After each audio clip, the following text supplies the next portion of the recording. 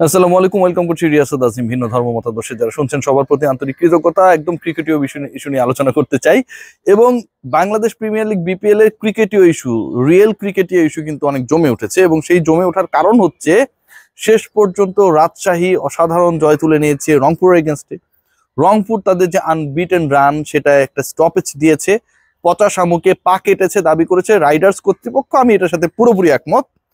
Barishal they R continuing winning the matches এবং খুলনা শেষ মুহূর্তের অসাধারণ জয় পেয়েছে সিলেটের এগেনস্টে, যেটা তাদের টপ ফোরের যে অবস্থান সেটাকে স্ট্রঙ্গার করেছে।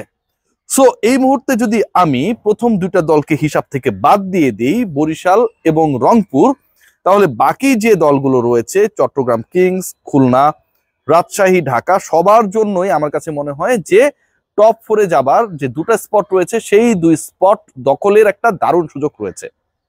চিটং Kings they are in a convincing position, তারা 3 নম্বরে রয়েছে, 9 ম্যাচ খেলেছে। অন্য যে নিচের দলগুলো রয়েছে কোনো দল তাদের সমান ম্যাচ খেলেছে, কোনো দল তাদের থেকে বেশি ম্যাচ খেলেছে, কিন্তু চিটং কিংস এর সবচেয়ে সুবিধার জায়গা তারা 2 পয়েন্টে এগিয়ে। অর্থাৎ চিটং কিংস এর পয়েন্ট রাইট নাও হচ্ছে 10, জাস্ট আফটার বরিশালের 12-র পরেই। এবং নিচের যে দলগুলো রয়েছে অর্থাৎ 4, 5, 6, 7 প্রত্যেকের পয়েন্ট 8, 8, 6, 4, অর্থাৎ দুটা দলের পয়েন্ট হচ্ছে 8, একটার 6, একটার 4। ইন্টারেস্টিং যে জায়গাটা, চট্টগ্রাম কিংস নিয়েও আমি খুব বেশি কনফিউজ হতে চাই না, টানা যদি ম্যাচেস তারা না হারে, এরকমটা হওয়ার সম্ভাবনা তুলনামূলকভাবে কম। যদিও বাকি যে স্পটটা রয়েছে, মানে 3টা স্পট যদি আমি ধরে নেই যে রংপুর, বরিশাল, চট্টগ্রাম নিয়ে নেবে, 4th স্পটটার জন্য আসলে একটা বড় লড়াই হচ্ছে। সেখানটায় রয়েছে রাজশাহী, সেখানটায় রয়েছে খুলনা, সেখানটায় রয়েছে ঢাকা। আমি যদি খুলনার আলোচনাটা করি, খুলনা এই মুহূর্তে 9 ম্যাচে 4 জয় নিয়ে 8 পয়েন্ট নিয়ে টেবিলের 4 নম্বরে রয়েছে।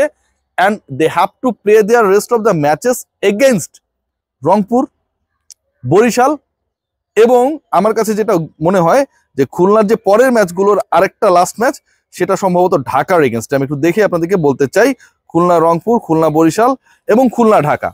খুলনা ঢাকার যে ম্যাচটা হবে সেটা আবার খুলনার লাস্ট ম্যাচ এবং জাস্ট ম্যাচ, যেই ম্যাচটায় খুলনা যদি ঢাকার বিপক্ষে জিতে যায় অথবা ঢাকা যদি খুলনার বিপক্ষে জিতে যায়, তাহলে প্লে অফের জাস্ট 1-2 দিন আগে ডিসাইড হবে যে খুলনা নাকি ঢাকা কে যাবে টপ 4-এ। কেন আমি বলছি, খুলনা যে 3টা ম্যাচ বাকি রয়েছে সেই 3টা ম্যাচে আমি প্রথমে বললাম যে একটা বাকি বরিশালের বিপক্ষে, একটা বাকি রংপুরের বিপক্ষে। এখন এই দুই দলের এগেনস্টে এর আগে যে ম্যাচেস গুলো খেলেছে খুলনা, কোনোটাতেই তারা জয় পায়নি। কারণ এখন পর্যন্ত বরিশাল হেরেছে শুধুমাত্র রংপুরের এগেনস্টে, আবার রংপুর হেরেছে পচা শামুকে পা কেটে রাজশাহীর এগেনস্টে। তার মানে বাকি দলগুলো তো আসলে এই দুই দলকে হারাতে পারে নাই। সো রংপুরের এগেনস্টে আমার কাছে মনে হয় তুলনামূলক শক্তির বিচার, পারফরমেন্স সবকিছু মিলিয়ে it's going to be a tough task for Khulna. তারা জিতবে না আমি সেটা বলছি না, it's going to be a tough task যেটাতে তারা জিততে পারবে। আবার বরিশালের এগেনস্টেও কিন্তু প্রিভিয়াস যে এনকাউন্টারটা ছিল সেখানটাও কিন্তু খুলনা ডিফিটেড ছিল, সো ওই জায়গাও ডিফিকাল্ট। কিন্তু ঢাকার সাথে তাদের যে ম্যাচটা হবে, যেই ঢাকা প্রথম 6টা ম্যাচ হেরেছে এবং পরের 4 ম্যাচের 3টায় জিতে দারুণ ভাবে আসলে ব্যাক করেছে, সেই ঢাকার সাথে তাদের যে লাস্ট ম্যাচটা রয়েছে সেটা আমার কাছে মনে হয় যে ডিসিশন মেকিং এর ক্ষেত্রে একটা বড় রোল প্লে করতে পারে। আনফরচুনেটলি যদি খুলনা তাদের রংপুর এবং বরিশালের বিপক্ষে জিততে না পারে, they will be remaining on 8। আবার যদি তারা লাস্ট ম্যাচে জিতে যায় ঢাকার এগেনস্টে, তাহলে তাদের পয়েন্ট হয়ে যাবে 10 এবং সেটা তাদের জন্য আমার কাছে মনে হয় ওয়েল এনাফ হবে to qualify for the qualifiers. আবার যদি আমরা খেয়াল করি ইন্টারেস্টিং পার্ট যেটা, রাজশাহীর যে দুটো ম্যাচ রয়েছে, এই দুইটা ম্যাচ রাজশাহী খেলবে দুইটা ডিফারেন্ট টিমের এগেনস্টে। একটা ম্যাচ রয়েছে রংপুরের এগেনস্টে, আরেকটা ম্যাচ সিলেটের এগেনস্টে। রংপুরের এগেনস্টে রাজশাহীর ম্যাচ আমার কাছে মনে হচ্ছে যে ঢাকা পর্বের সবচেয়ে বিগেস্ট লড়াই হতে যায়। একবার দেখি যে রংপুরে রং মিছে ফেলেছে হচ্ছে আপনার রাজশাহী ক্রিকেটাররা। গতকালকে সামাজিক যোগাযোগ মাধ্যমে রাজশাহী পোস্টটা ছিল অনেকটা এরকম, এবং রংপুর তার এগেনস্টে লিখেছে যে পচা শামুকে পা কেটেছে। Again they are going to have a fight in Dhaka ফেজে। এই দুই দলের দেখা যেই ম্যাচে হবে সেই ম্যাচে আমি কোনো প্রেডিকশন করতে চাই না। রংপুর রাজশাহীর কাছে হেরে যাবে এটা কে আশা করেছিল, বাট ইট হ্যাপেন্ড। আবার রাজশাহী টানা 2 ম্যাচে রংপুরকে হারিয়ে দিবে সেটা যে অসম্ভব সেটাও বলা যাচ্ছে না। যদি সেটা হয় আমার কাছে মনে হয় রাজশাহী তার একটা দারুণ টেম্পো পাবে এবং তাদের জন্য সবচেয়ে সুখকর জায়গা যেটা, যে আসরের একদম তলানির দল সিলেটের সাথে একটা ম্যাচ রয়েছে, সেটাও যদি তারা জিতে যায় তাহলে পয়েন্ট টেবিলে তাদের অবস্থানটা এমন একটা পর্যায়ে চলে যাবে যেটা আমার কাছে মনে হয় যে ঈর্ষণীয়। কারণ অলরেডি তাদের পয়েন্ট আছে 10-8, 10 ম্যাচে। লাস্ট যে 2টা ম্যাচ রয়েছে সেই 2 ম্যাচে যদি তারা 2 জয় তুলে নেয় তাহলে আরো 4 পয়েন্ট অ্যাড হবে। সেক্ষেত্রে রাজশাহীর পয়েন্ট হয়ে যাবে শেষ 2 ম্যাচে জয় পেলে 12 যদি হয়ে যায় রাজশাহীর পয়েন্ট, তাহলে খুলনা, রংপুর এবং বরিশালের কাছেও যদি হেরে যায়, কিন্তু লাস্ট ম্যাচে ঢাকাকে যদি হারিয়ে দেয়, সেই 10 পয়েন্ট খুলনার জন্য এনাফ হবে না টপ 4-এ থাকার জন্য। সিরিয়াসলি ডিপেন্ড করছে রাজশাহী যদি রংপুরকে হারিয়ে দেয় এবং সিলেটের বিপক্ষে আমরা ধরে নিতে পারি রাজশাহী জিতবে, এই 4 পয়েন্ট তারা যদি অ্যাচিভ করে ফেলে তাহলে তো তাদের 12 পয়েন্ট হয়ে যাবে।